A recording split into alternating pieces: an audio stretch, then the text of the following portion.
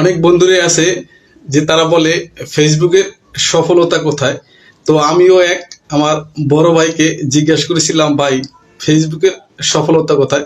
তো উনি আমাকে একটি উত্তর দিয়েছে, কিন্তু উত্তরটা খুব সুন্দর এবং আমার কাছে খুবই ভালো লাগছে। সে বলেছে, ভাই যদি আপনার চোখের নিচে কালো হয়ে যায়, যদি আপনার রাত্র হয়ে গেছে কিন্তু আপনার ঘুম আসতেছে না, যদি মনে করেন যে আপনার ক্ষুধা লাগছে কিন্তু আপনার খেতে ইচ্ছে করে না, দেখবেন যে সব সময় শুধু আপনার একটাই টেনশন থাকবে, সেটা আসলে কি, যে আপনি ফেসবুকে কখন ঢুকবেন, ফেসবুকের কখন কমেন্টসে রিপ্লাই করবেন।